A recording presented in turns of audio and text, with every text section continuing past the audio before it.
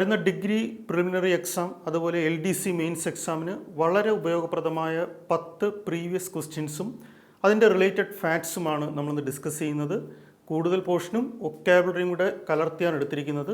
സെഷനിലേക്ക് പോകും. കഴിഞ്ഞ യൂണിവേഴ്സിറ്റി അസിസ്റ്റൻറ്റ് എക്സാമിന് ചോദിച്ച 10 ക്വസ്റ്റ്യൻസാണ് ഇന്ന് ഡിസ്കസ് ചെയ്യുന്നത്. അതിൽ question number 1, the shop keeper along with his helpers dash the shop at 10 o'clock every day. The shopkeeper along with his helpers dash the shop at 10 o'clock every day. 4 options കൊടുത്തിട്ടുണ്ട്. Opens, open, is opening, are opening, അങ്ങനെ 4 options ആണെന്ന് കൊടുത്തിരുന്നത്. സ്ഥിരം PSC ചോദിക്കുന്ന ഒരു ഏരിയയും കൂടിയാണ്. Concord എന്ന് പറയുന്ന ടോപ്പിക്കിൽ നിന്ന് ചോദിക്കുന്ന ഒരു റൂളും കൂടെയാണ്. ശ്രദ്ധിച്ച് കേൾക്കുക. ആസ് വെൽ ആസ് മച്ചസ്, ആസ് well as മച്ചസ്, with, along with, together with. ഈ 5 വാക്കുകൾ കൃത്യമായി ഓർത്തിരിക്കുക. As well as മച്ചസ്, with, along with, together with. ഇവയിൽ ഏതെങ്കിലും ഒന്ന് സെൻറ്റൻസിനകത്ത് കിടപ്പുണ്ടെങ്കിൽ, as well as മച്ചസ്, with, along with, together with, ഇവയിൽ ഏതെങ്കിലും ഒന്ന് സെൻറ്റൻസിനകത്ത് കിടപ്പുണ്ടെങ്കിൽ ആ സെൻറ്റൻസിൽ 2 സബ്ജക്ട്സ് കാണും. ഈ ക്വസ്റ്റ്യൻ എടുത്ത് നോക്കിയാലും എലോങ് വിത്ത് എന്ന് കിടപ്പുണ്ട്. ഇവിടെ എലോങ് വിത്ത് എന്ന് കിടപ്പുണ്ട്. അപ്പോൾ അതിനകത്ത് 2 സബ്ജക്ട്സ് കാണുമെന്ന് പറഞ്ഞു. ഒന്ന് shopkeeper, first subject, then his helpers, second subject. അങ്ങനെ 2 സബ്ജക്റ്റ് കാണുമെന്ന് പറഞ്ഞു. As well as മച്ചസ്, with, along with, together with ഒക്കെ വന്നാൽ 2 സബ്ജക്റ്റ് കാണുമെങ്കിലും you should always consider the first subject. ആദ്യത്തെ സബ്ജക്റ്റ് മാത്രം കൺസിഡർ ചെയ്യുക. അത് സിംഗുലർ ആണെങ്കിൽ നിങ്ങളുടെ ആൻസർ സിംഗുലാർ വെർബ്, അത് പ്ലൂറൽ ആണെങ്കിൽ നിങ്ങളുടെ ആൻസർ പ്ലൂറൽ വെർബ്. ഇവിടെ ഷോപ്പ് കീപ്പർ ആദ്യത്തെ സബ്ജക്റ്റ്, ഹെൽപ്പേഴ്സ് രണ്ടാമത്തെ സബ്ജക്റ്റ്. അപ്പോൾ ആദ്യത്തെ സബ്ജക്റ്റിനെയാണ് കൺസിഡർ ചെയ്യേണ്ടതെന്ന് പറഞ്ഞു. ആദ്യത്തെ സബ്ജക്റ്റ് എടുക്കുക, ഷോപ്പ് കീപ്പർ എന്ന് മാത്രമേ ഉള്ളൂ. അതിൻ്റെ അർത്ഥം ഒരാളെക്കുറിച്ച് മാത്രമേ ഇവിടെ പറഞ്ഞിട്ടുള്ളൂ. ഒരാളെക്കുറിച്ച് മാത്രമേ പറഞ്ഞിട്ടുള്ളൂ എങ്കിൽ അത് സിംഗുലർ ആണ്. അങ്ങനെയാണെങ്കിൽ തുടർന്ന് വരുന്ന വെർബും ഇവിടെ എന്ത് തന്നെ ആയിരിക്കണം? സിംഗുലാർ വെർബ് തന്നെ ആയിരിക്കണം. ക്ലിയർ? അപ്പോൾ ആദ്യത്തെ സബ്ജക്റ്റ് സിംഗുലർ ആണെങ്കിൽ സിംഗുലാർ വെർബ്. ഇവിടെ ഷോപ്പ് കീപ്പറിന് പകരം ഷോപ്പ് കീപ്പേഴ്സ് എന്നായിരുന്നെങ്കിൽ ഒന്നിലധികം ഷോപ്പ് കീപ്പറെ കുറിച്ച് പറയുന്നുണ്ട്, അത് പ്ലൂറലാണ്. ഇവിടെ പ്ലൂറൽ വെർബ് എഴുതണമായിരുന്നു. പക്ഷേ ഷോപ്പ് കീപ്പർ സിംഗുലർ ആയതുകൊണ്ട് സിംഗുലാർ വെർബാണ് ഇവിടുത്തെ ആൻസർ. ഇനി ഓപ്ഷനിലേക്ക് പോവാം. ഒരു വെർബ് അല്ലെങ്കിൽ ഓക്സിലറി വെർബ് കണ്ടു കഴിഞ്ഞാൽ അത് സിംഗുലാർ വെർബാണോ അല്ലെങ്കിൽ എങ്ങനെ തിരിച്ചറിയും? ഞാൻ മുൻപും ക്ലാസ്സിൽ പറഞ്ഞിട്ടുള്ളതാണ്. ഒരു വെർബ് അല്ലെങ്കിൽ ഓക്സിലറി വെർബ് എസ്സിൽ അവസാനിച്ചാൽ അത് സിംഗുലാർ വെർബ്, എസ്സിൽ അല്ല അവസാനിക്കുന്നതെങ്കിൽ അത് plural verb. This is the most easiest way. ഇനി ഇവിടെ നോക്കാം. Opens, open, is opening, are opening. എസ്സിൽ അവസാനിക്കുന്ന ഒറ്റ ഓപ്ഷനേ ഉള്ളൂ, അത് ഓപ്പൺസ് ആണ്. അപ്പോൾ the shopkeeper opens along with helpers opens the shop at 10 o'clock ആണ് ഇവിടുത്തെ കറക്റ്റ് ആൻസർ. ഇവിടെ ഓപ്പൺ എസ്സിലല്ല അവസാനിക്കുന്നത്, ദെൻ ആർ ഓപ്പണിംഗ്, അതും എസ്സിലല്ല അവസാനിക്കുന്നത്. എന്നാൽ ചിലർക്ക് ഡൗട്ട്, ഈസ് സിംഗുലർ അല്ലേ? ശരിയാണ്, ഈസ് എന്ന ഓക്സിലറി വെർബ് സിംഗുലർ ആണ്. പക്ഷേ അവിടെയും മറ്റൊരു ക്ലൂ കിടപ്പുണ്ട്. ഇവിടെ എവരി ഡേ എന്ന് കിടപ്പുണ്ട്. Shopkeeper along with his helpers dash the shop at 10 o'clock every day എന്ന് കിടപ്പുണ്ട്. ഒരു സെന്റൻസിനകത്ത് every day, every week, every month, every year, every day, every week, every month, every year എന്നൊക്കെ കിടക്കുകയാണെങ്കിൽ ആ sentence simple present ആയിരിക്കും. ആ sentence ഒരു സിമ്പിൾ പ്രസൻറ്റ് ടെൻസിലായിരിക്കും. സിമ്പിൾ പ്രസൻറ്റ് ടെൻസ് ആകണമെങ്കിൽ അതിനകത്ത് ടെൻസ് വെർബ് എന്തായിരിക്കണം? സാധാരണ ഒരു വെർബായിരിക്കണം. ഇവിടുത്തെ പ്രശ്നം എന്താണ്? ഇവിടെ ഈസ് ഓപ്പണിംഗ് എന്നാണ് കിടക്കുന്നത്. ING വന്നു. ഒരു വെർബിനകത്ത് ING വന്നു കഴിഞ്ഞാൽ അത് കണ്ടിന്യൂസ് ടെൻസ് ആണ്. അപ്പോൾ അത് പ്രസൻറ്റ് കണ്ടിന്യൂസ് ആയി. അതുകൊണ്ടാണ് നമ്മൾ ഇതിനെ കളഞ്ഞത്. ഈസ് സിംഗുലർ വെർബാണെങ്കിലും അതിൻ്റെ കൂടെ ഓപ്പണിംഗ് എന്ന് കിടക്കുന്ന ING വന്നതുകൊണ്ട് അത് കണ്ടിന്യൂസ് ആയതുകൊണ്ടാണ് അതിനെ കളഞ്ഞത്. എവരി ഡേ, എവരി വീക്ക് എന്നൊക്കെ വന്നു കഴിഞ്ഞാൽ കണ്ടിന്യൂസ് ടെൻസ് എടുക്കാൻ പാടില്ല, സിമ്പിൾ പ്രസൻറ്റ് ടെൻസ് എടുക്കാൻ പാടുള്ളൂ. അതുകൊണ്ട് ഇവിടുത്തെ കറക്റ്റ് ആൻസർ ഓപ്പൺസ് ആണ്. ക്ലിയർ ആണ്? അടുത്ത ക്വസ്റ്റിലേക്ക് പോകും. ക്വസ്റ്റ്യൻ നമ്പർ 2, സിനോണിമിൻ്റെ 2 ക്വസ്റ്റ്യൻസ് കഴിഞ്ഞ യൂണിവേഴ്സിറ്റി അസിസ്റ്റൻറ്റ് എക്സാമിന് ചോദിച്ചിരുന്നു. അതിൽ ഫസ്റ്റ് ക്വസ്റ്റ്യൻ ആണിത്. A disinterested referee controlled the title clash.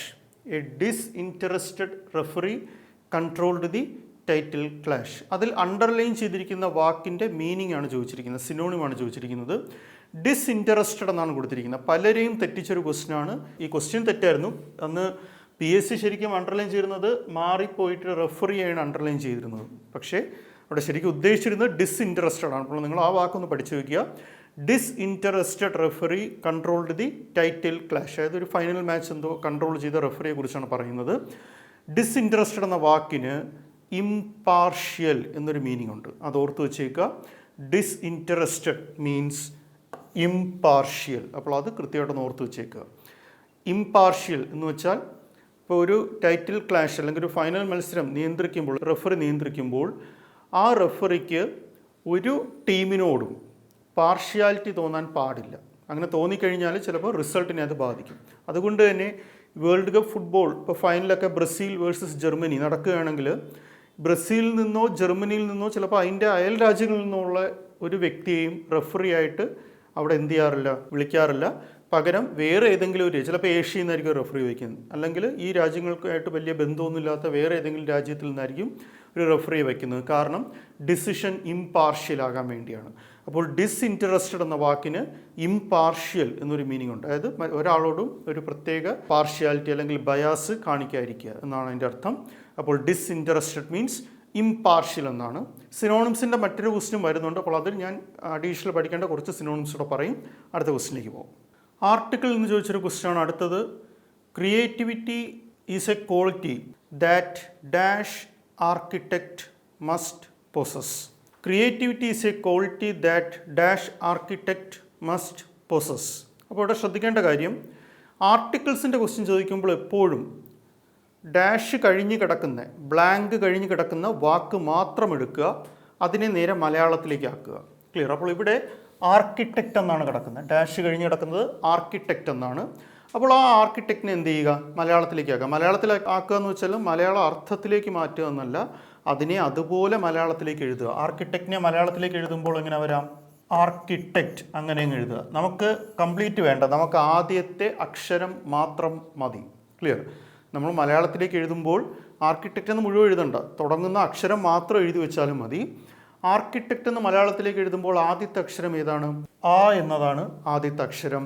ഇനി ചെയ്യേണ്ടത് ആ അക്ഷരം ഒരു സ്വരാക്ഷരമാണോ ഒരു വ്യഞ്ജനാക്ഷരമാണോ എന്ന് നോക്കുക. മലയാളത്തിൽ ആ മുതൽ ആ വരെ വരുന്നത് സ്വരാക്ഷരങ്ങളും, ദെൻ ഖ ഖ ഘ ഖ ങ അങ്ങനെ വരുന്നതെല്ലാം വ്യഞ്ജനാക്ഷരങ്ങളുമാണ്.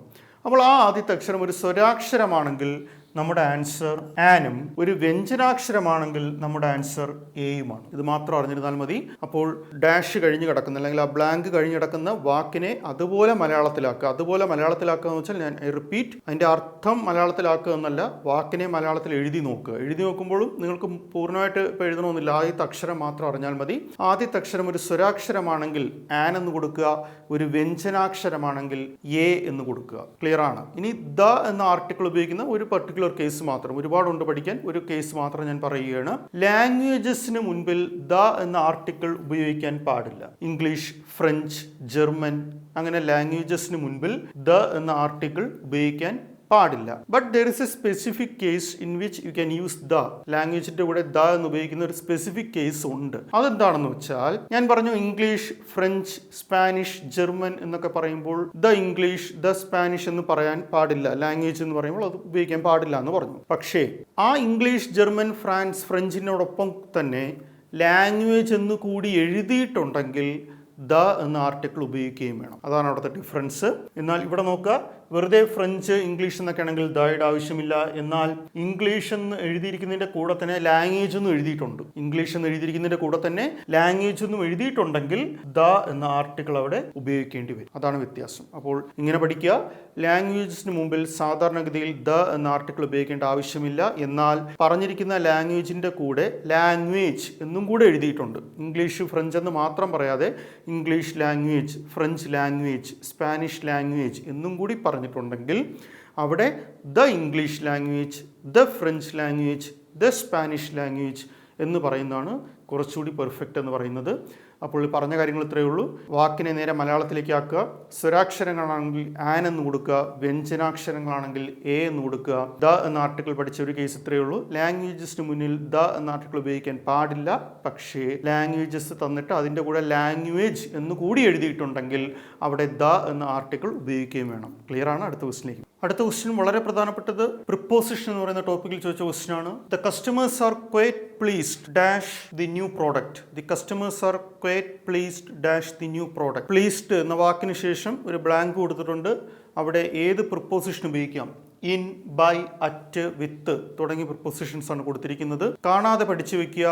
പ്ലീസ്ഡ് വിത്ത് എന്ന് തന്നെ പഠിച്ചു വെച്ചേക്കുക. പ്ലീസ്ഡ് വിത്ത്. ക്ലിയർ? അപ്പോൾ പ്ലീസ്ഡ് എന്ന് പറയുന്ന വാക്കിനൊപ്പം ഉപയോഗിക്കേണ്ട പ്രിപ്പോസിഷൻ വിത്ത് ആണ്. ഇനി വിത്ത് വരുന്ന 3-4 വാക്കുകൾ നമുക്കൊന്ന് പഠിക്കാം. പാഡ്സ് എന്ന് പഠിക്കുക. PADS. PADS. പാഡ്സ് എന്ന് പഠിക്കുക. അതിനോടൊപ്പം വിത്ത് വരുന്ന വാക്കുകളൊക്കെ നോക്കാം. പി വെച്ചിട്ട് പ്ലീസ്ഡ് വിത്ത്, എ വെച്ച് അഫ്ലിക്റ്റഡ് വിത്ത്, ഡി വെച്ച് ഡിസ്ഗസ്റ്റഡ് വിത്ത്, എസ് വെച്ച് സാറ്റിസ്ഫൈഡ് വിത്ത്. അപ്പോൾ പാഡ്സ് എന്ന് പഠിക്കുക. P pleased with, A afflicted with, D disgusted with, S satisfied with. 4 വാക്കുകൾ ചോദിച്ചാലും ജനറലി അല്ലെങ്കിൽ യൂഷ്വലി നമ്മൾ ഉപയോഗിക്കുന്ന പ്രിപ്പോസിഷൻസ് വിത്താണ്. പ്ലീസ്ഡിൻ്റെ കൂടെ ടൂവും ചില കേസുകൾ ഉപയോഗിക്കാറുണ്ട്. അപ്പോൾ തൽക്കാലം ഇങ്ങനെ ഒന്ന് ഓർത്ത് വെച്ചേക്കുക. Pleased with, afflicted with, disgusted with. Disgusted വിത്ത് മുൻപ് ഒരു പ്രീവിയസ് ഡിഗ്രിയിലുള്ള എക്സാമിന് ചോദിച്ചതാണ്. സാറ്റിസ്ഫൈഡ് വിത്ത് പലതവണ ചോദിച്ച question. Pleased with, afflicted with, disgusted with, satisfied with. Clear ആണ്? ഇനി CIA എന്നൊരു കോഡും കൂടെ ഒന്ന് ഓർത്ത് വെച്ചേക്കുക. CIA എന്ന സിനിമ നിങ്ങൾ പലരും കണ്ടിട്ടുണ്ടായിരിക്കും. ദുൽഖർ സൽമാൻ, DQ ദുൽഖർ സൽമാൻ അഭിനയിച്ച സിനിമയാണ് CIA. ആ സിനിമയുടെ പൂർണ്ണ രൂപം എന്താണ്? ഇപ്പോൾ തന്നെ പലരുടെ മനസ്സിൽ ഓർമ്മ വന്നതാണ്. കോംറേഡ് ഇൻ അമേരിക്ക എന്നാണ്. കോംറേഡ് ഇൻ അമേരിക്ക എന്നാണ്. അപ്പോൾ CIA എന്ന സിനിമ കേൾക്കുമ്പോൾ തന്നെ അതിൻ്റെ പൂർണ്ണ രൂപം പറയുമ്പോൾ തന്നെ അതിനകത്ത് വരുന്ന പ്രിപ്പോസിഷൻ ഇതാണ്. Comrade in America. ഇൻ എന്ന് പറയുന്ന പ്രിപ്പോസിഷൻ ഓൾറെഡി അവിടെ വരുന്നുണ്ട്. ഇൻ എന്ന് പറയുന്ന പ്രിപ്പോസിഷൻ അവിടെ ഓൾറെഡി വരുന്നുണ്ട്. CIA കോംറേഡ് ഇൻ അമേരിക്ക എന്നാണ് സിനിമയുടെ പേര്. അതിനകത്ത് തന്നെ ഇൻ എന്ന് വരുന്നുണ്ട്. അപ്പോൾ ഇൻ വെച്ച് വരുന്ന 3 വാക്കുകൾ പഠിക്കാനായിട്ട് നിങ്ങൾ ആ സിനിമയുടെ പേര് ഓർത്താൽ മതി. CIA എന്ന് ഓർത്താൽ മതി. Contained in, interested in, absorbed in. Degree ലെവലിന് വളരെ പ്രധാനപ്പെട്ട 3 വാക്കുകൾ. Contained in, interested in, absorbed in. അപ്പോൾ CIA എന്ന് പഠിക്കുക. ഇനി ഏതിൻ്റെ പ്രിപ്പോസിഷൻ ആണെന്ന് മറന്നുപോയി കഴിഞ്ഞാൽ നിങ്ങൾ CIA എന്ന് പഠിച്ചു വെച്ചാൽ അതിനകത്ത് തന്നെ പ്രിപ്പോസിഷൻ കിടപ്പുണ്ട്. Comrade in America. ഇൻ ആണ് പ്രിപ്പോസിഷൻ. അപ്പോൾ C വെച്ചിട്ട് കണ്ടെയ്ൻഡ് ഇൻ, I വെച്ചിട്ട് ഇൻട്രസ്റ്റഡ് ഇൻ, A വെച്ചിട്ട് അബ്സോർബ്ഡ് ഇൻ. അപ്പോൾ വിത്ത് വരുന്ന 4 വാക്കുകൾ പാഡ്സ് എന്ന് പറഞ്ഞു. Pleased with, afflicted with, disgusted with, satisfied with. CIA in വരുന്ന 3 വാക്കുകൾ കോംറേഡ് ഇൻ അമേരിക്ക എന്ന് ഓർത്താൽ മതി. Contained in, interested in, absorbed in. അപ്പോൾ ഈ 7 വാക്കുകൾ കൃത്യമായി ഓർത്ത് വെച്ചേക്കുക. ക്ലിയർ ആണ്? അടുത്ത ക്വസ്റ്റ്യൻ റിപ്പോർട്ടഡ് സ്പീച്ചിൻ്റെ ഒരു ക്വസ്റ്റ്യൻ ആണ്. Choose the correct reported speech from the following. Question കൊടുത്തിരിക്കുന്നത് did you have your lunch, mother told the child. Did you have your lunch, mother told the child. 4 ഓപ്ഷൻസും കൊടുത്തിട്ടുണ്ട്. ശ്രദ്ധിക്കേണ്ട കാര്യം, തന്നിരിക്കുന്ന ക്വസ്റ്റിനകത്ത് ഹാസ് എന്നോ have എന്നോ കിടപ്പുണ്ടെങ്കിൽ, തന്നിരിക്കുന്ന ക്വസ്റ്റിനകത്ത് ഹാസ് എന്നോ ഹാവ് എന്നോ കിടപ്പുണ്ടെങ്കിൽ ഇൻഡയറക്റ്റ് സ്പീച്ചിലേക്ക് മാറ്റുമ്പോൾ അല്ലെങ്കിൽ റിപ്പോർട്ടഡ് സ്പീച്ചിലേക്ക് മാറ്റുമ്പോൾ അതിനെ ഹാഡ് എന്നാക്കി മാറ്റും. അത് ഏറ്റവും പ്രധാനപ്പെട്ട ഒരു പോയിന്റ്. ഹാസ് എന്നോ ഹാവ് എന്നോ ക്വസ്റ്റിനകത്ത് കിടപ്പുണ്ടെങ്കിൽ അതിനെ ഹാഡ് എന്നാക്കി മാറ്റുക. അപ്പോൾ നമുക്കിനി 4 ഓപ്ഷൻ ഒന്ന് കൺസിഡർ ചെയ്യാം. ഏതൊക്കെ എടുക്കാം, ഏതൊക്കെ കളയാമെന്ന് നോക്കാം. Mother asked the child whether did he have his lunch. അതിനെ ക്വസ്റ്റിനകത്ത് ഹാവ് കിടപ്പുണ്ട്. ആൻസറിനകത്ത് ഞാൻ അതിനെ ഹാഡ് എന്നാക്കി മാറ്റാൻ പറഞ്ഞു. പക്ഷേ ആദ്യത്തെ ഓപ്ഷനകത്ത് ഹാസ് അല്ലെങ്കിൽ ഹാവിനെ എന്താക്കിയിട്ടില്ല, ഹാഡ് ആക്കി മാറ്റിയിട്ടില്ല. അവിടെ ഹാവ് എന്ന് തന്നെയാണ് കിടക്കുന്നത്. അതുകൊണ്ട് ഫസ്റ്റ് ഓപ്ഷൻ നമുക്ക് എന്ത് ചെയ്യാം, എലിമിനേറ്റ് ചെയ്യാം. ഹാവ് എന്ന് വന്നാൽ അതിനെ ഹാഡ് എന്നാക്കി മാറ്റണം. അപ്പോൾ അത് എലിമിനേറ്റ് ചെയ്യാം. 2, mother asked the child whether he had his lunch. അവിടെ ഹാഡ് എന്ന് കിടപ്പുണ്ട്. So we can consider second option. അതോടെ നിന്നോട്ടെ, അത് കൺസിഡർ ചെയ്യാം. 3ാമത്തെ option, mother asked the child did you have your lunch. Again വീണ്ടും ഹാവ് എന്നാണ് കിടക്കുന്നത്. ഹാവ് എന്ന് ക്വസ്റ്റിനകത്ത് വന്നാൽ അതിനെ ഹാഡ് എന്നാക്കി മാറ്റണമെന്ന് ഞാൻ പറഞ്ഞു. 3ാമത്തെ ഓപ്ഷനകത്തും അത് മാറ്റിയിട്ടില്ല. So we can eliminate third option also. അപ്പോൾ ആദ്യത്തെ ഓപ്ഷനും പോയി, 3ാമത്തെ ഓപ്ഷനും പോയി. 2 മാത്രമാണ് ഇപ്പോൾ പരിഗണനയിലുള്ളത്. 4ാമത്തെ ഓപ്ഷൻ നോക്കുക.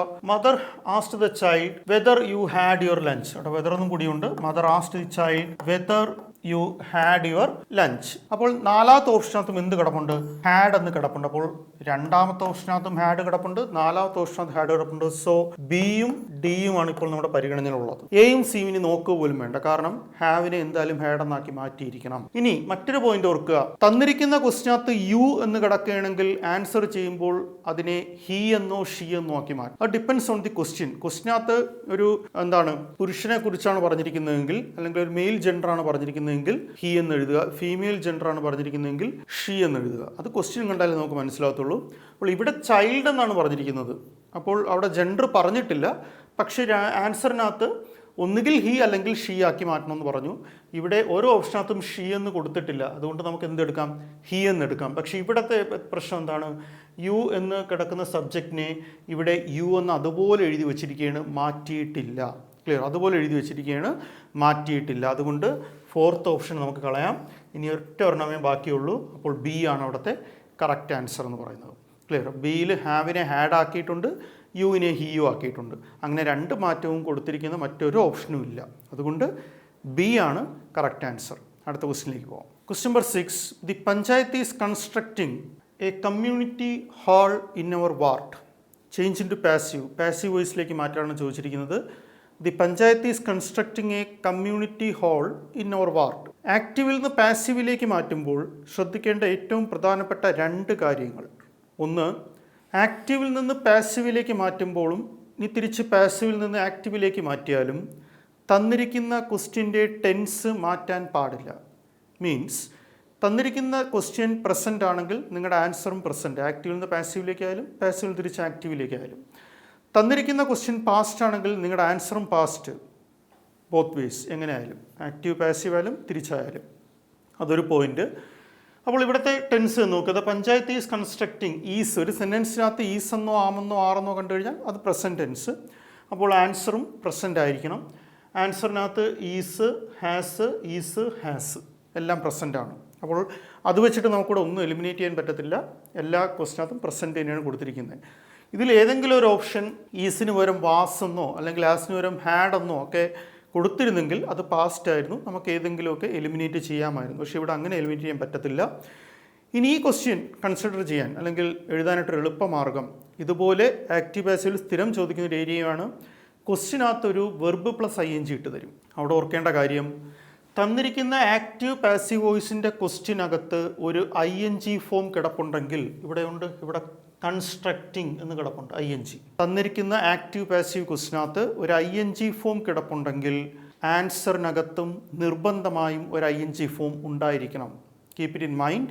തന്നിരിക്കുന്ന ആക്റ്റീവ് പാസീവ് വോയിസിൻ്റെ ക്വസ്റ്റിനകത്ത് ഒരു ING ഫോം കിടപ്പുണ്ടെങ്കിൽ ആൻസറിനകത്തും ING ഉണ്ടായിരിക്കണം. അത് വെച്ചിട്ട് നമുക്കിനി എലിമിനേറ്റ് ചെയ്യാൻ പറ്റുമെന്ന് നോക്കാം. A community hall is constructed in your ward. ക്വസ്റ്റിനകത്ത് ING ഉണ്ട്, പക്ഷേ എക്കകത്ത് ING ഇല്ല. അപ്പോൾ ഓപ്ഷൻ അവിടെ കളയുക. A community hall has being constructed in our ward. ഇവിടെ ബീയിങ് എന്ന് കിടപ്പുണ്ട്. So we at present for the time being നമുക്ക് കൺസിഡർ ചെയ്യാം. A community hall is being constructed in our ward. ING കിടപ്പുണ്ട്, കൺസിഡർ ചെയ്യാം. A community hall has been constructed in our ward. ക്വസ്റ്റിനകത്ത് ING ഉണ്ട്, ഇവിടെ ആൻസറിനകത്ത് ഒരിടത്തും ING ഇല്ല. അപ്പോൾ ഡിയും പോയി. ക്ലിയർ? ഇത് ഏറ്റവും എളുപ്പ വഴിയാണ്. അപ്പോൾ ആക്റ്റീവ് പാസീവ് വോയിസിൻ്റെ ക്വസ്റ്റിനകത്ത് ING ഉണ്ടെങ്കിൽ ആൻസറിനകത്ത് ING ഉണ്ടായിരിക്കണം. ഇനി ആക്റ്റീവ് പാസീവിൻ്റെ ക്വസ്റ്റിനകത്ത് ING ഉണ്ടെങ്കിൽ മാത്രമേ ആൻസറിനകത്ത് ING വരാൻ പാടുള്ളൂ. ക്വസ്റ്റിനകത്ത് ING ഇല്ല എങ്കിൽ ആൻസറിനകത്ത് ING എഴുതാനും പാടില്ല. അത് ഓർത്തോണം. അപ്പോൾ ഇവിടെ രണ്ട് ഓപ്ഷനകത്ത് ബീയിങ് കിടപ്പുണ്ട്. ഇനി ഇതിലേതെടുക്കുമെന്ന് ചോദിച്ചു കഴിഞ്ഞാൽ എപ്പോഴും നിങ്ങളെ തെറ്റിക്കാനായിട്ട് ആക്റ്റീവ് പാസീവ് വോയിസിൻ്റെ ഓപ്ഷൻസിനകത്ത് ഇട്ട് തരുന്നൊരു വാക്കാണ് BEEN, ബീൻ എന്ന് പറയുന്ന ഓപ്ഷൻ. ഈ ബീൻ എന്ന് പറയുന്ന ആൻസർ എവിടെ വരാം എന്ന് ചോദിച്ചു കഴിഞ്ഞാൽ, ആക്റ്റീവ് പാസീവിൽ ബീൻ എവിടെ വരാം എന്ന് ചോദിച്ചു കഴിഞ്ഞാൽ, നിങ്ങൾക്ക് തന്നിരിക്കുന്ന ക്വസ്റ്റ്യനകത്ത് ഹാസ് എന്നോ ഹാവ് എന്നോ ഹാഡ് എന്നോ കിടപ്പുണ്ടെങ്കിൽ, നിങ്ങൾക്ക് തന്നിരിക്കുന്ന ക്വസ്റ്റ്യനകത്ത് has, have, had plus V3, നിങ്ങൾക്ക് തന്നിരിക്കുന്ന ആക്റ്റീവിൻ്റെ ക്വസ്റ്റ്യനകത്ത് has, have, had plus V3 വന്നാൽ മാത്രമേ ആൻസറിനകത്ത് ഈ ബീൻ എന്നുള്ള പ്രയോഗം വരാൻ പാടുള്ളൂ. ഈ ക്വസ്റ്റിനകത്ത് എവിടെയെങ്കിലും has, have, had plus V3 ഉണ്ടോ?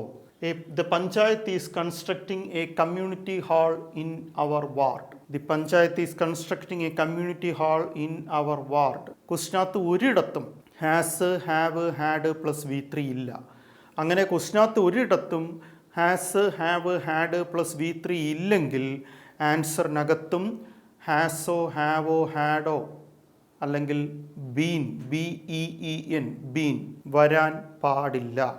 ക്ലിയറാണ്. അപ്പോൾ ഇവിടെ ക്വസ്റ്റിനകത്ത് ഇല്ലാത്ത സ്ഥിതിക്ക് നമുക്ക് ഈ ബീൻ ഇവിടെ എടുക്കേണ്ട കാര്യമില്ല. അപ്പോൾ രണ്ടാമത്തെ ഓപ്ഷനും അവിടെ കളയാം. കറക്റ്റ് ആൻസർ ഏതാണ്? A community hall is being constructed in our ward. ഇവിടെയും ബീയിങ് ഉണ്ട്, പക്ഷെ എന്തുകൊണ്ട് എടുത്തില്ല എന്ന് വെച്ചാൽ BEEN എന്ന് വന്നു. ക്വസ്റ്റിനകത്ത് ഹാസോ, ഹാവോ പ്ലസ് V3 ഉണ്ടായിരുന്നെങ്കിൽ നമുക്ക് BEN എടുക്കാം. ക്ലിയർ. അല്ലെങ്കിലും മറ്റൊരു കാര്യം കൂടെ ഓർത്താലും മതി, ഇവിടെ ബീൻ ബീയിങ് നടക്കുന്നത്, അങ്ങനൊരു പ്രയോഗവും സാധാരണ വരത്തില്ല. ബീൻ ബീയിങ് എന്നൊന്നും വരത്തില്ല. അത് ഓർക്കേണ്ട കാര്യമില്ല, ഞാൻ പറഞ്ഞ റൂൾ അനുസരിച്ച് അങ്ങ് പോയാൽ മതി. ക്ലിയർ ആണ്. അടുത്ത ക്വസ്റ്റ്യൻ സിനോണിമിൽ ചോദിച്ച പുതിയൊരു ക്വസ്റ്റ്യനാണ്. What is ഇൻട്രപ്പിഡ്? ഇൻട്രപ്പിഡ് എന്ന വാക്കിൻ്റെ മീനിങ് എന്താണ്? പഠിച്ചു വെച്ചേക്കുക.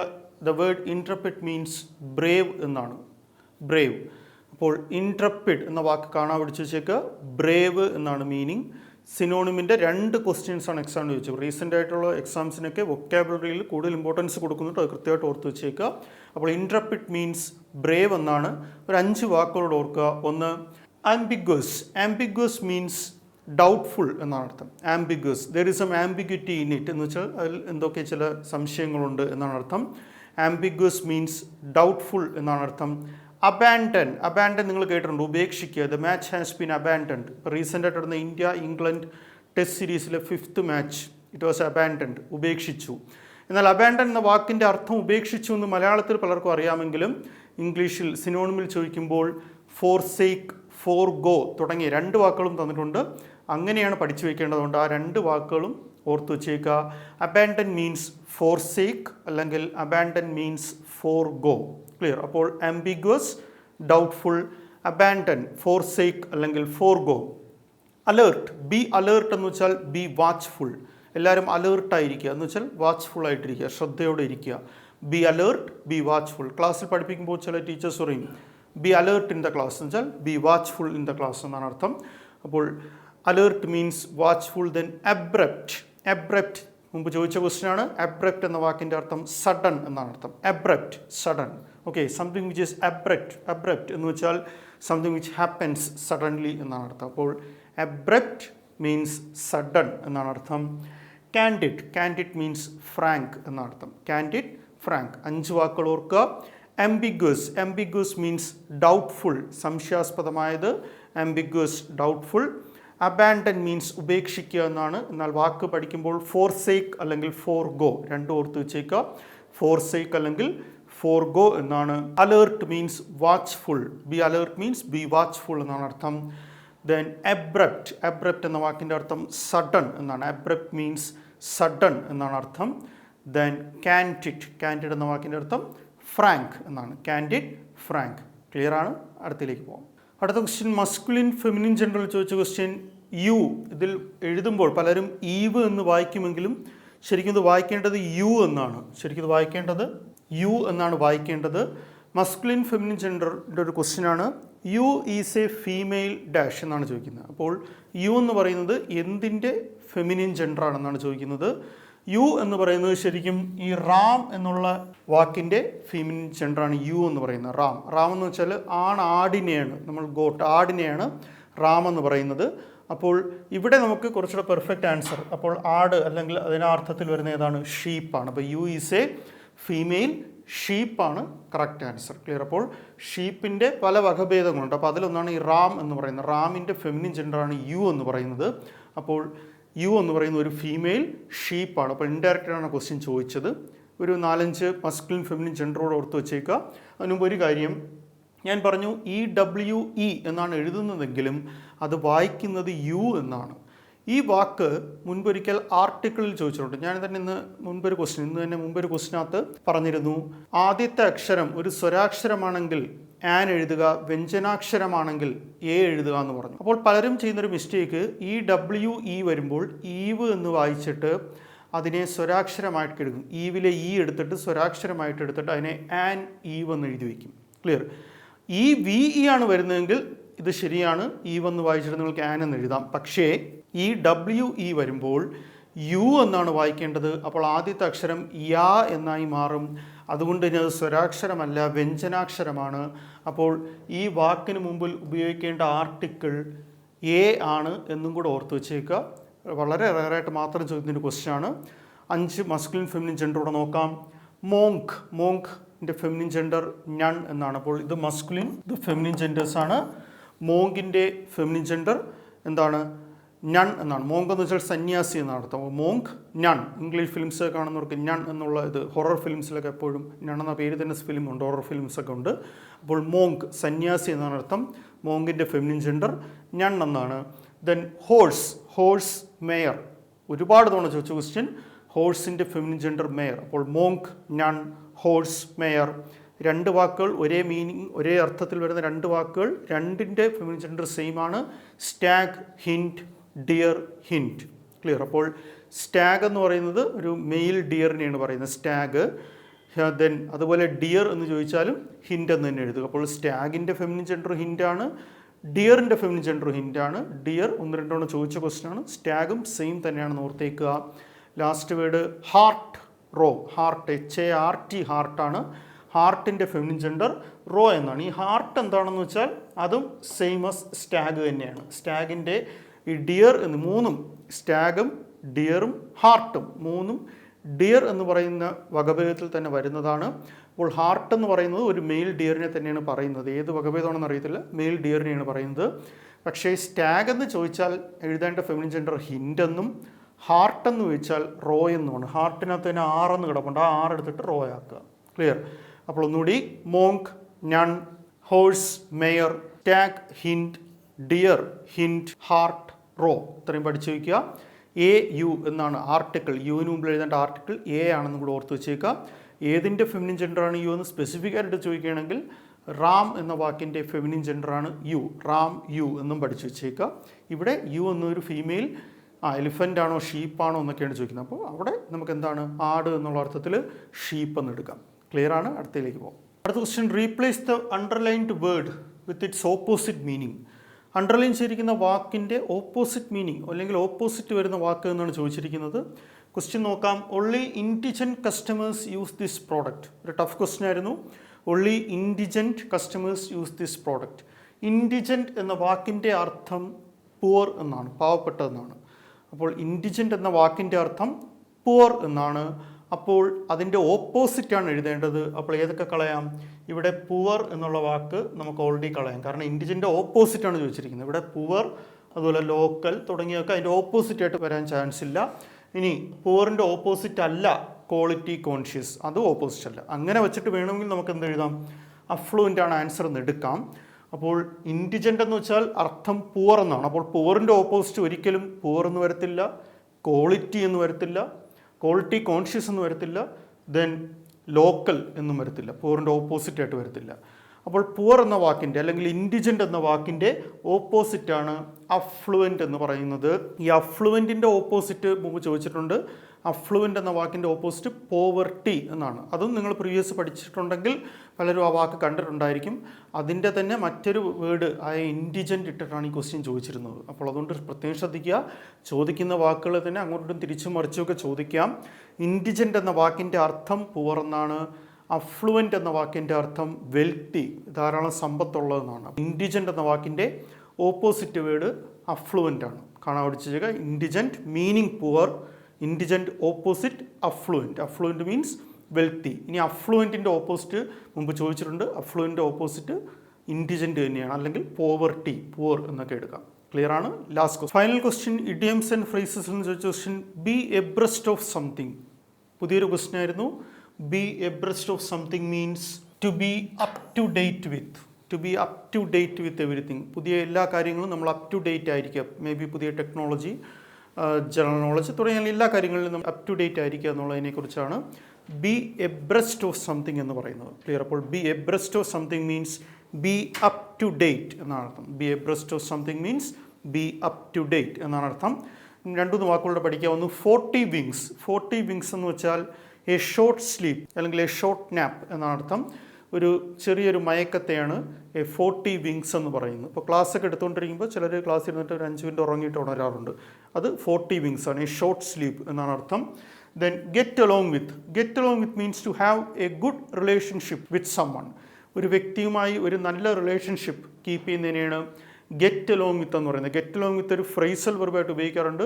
റീസെൻ്റായിട്ട് മറ്റൊരു എക്സാമിന് ചോദിച്ചിട്ടുമുണ്ട്, അതുകൊണ്ട് കൃത്യമായിട്ട് ഓർത്ത് വെച്ചേക്കുക. ഗെറ്റ് അലോങ് വിത്ത് എന്ന് വെച്ച് കഴിഞ്ഞാൽ to have a good relationship with someone എന്നാണ് അർത്ഥം.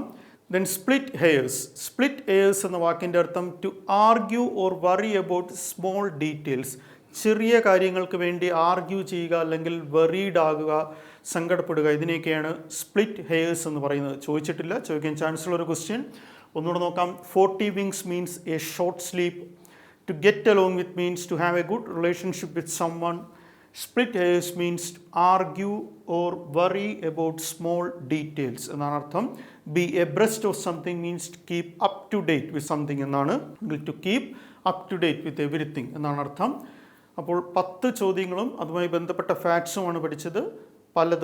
പലതും പുതിയ ക്വസ്റ്റ്യൻസ് ആയിരുന്നുകൊണ്ട് കൃത്യമായി തന്നെ ഓർത്ത് വെച്ചേക്കുക. Thank you.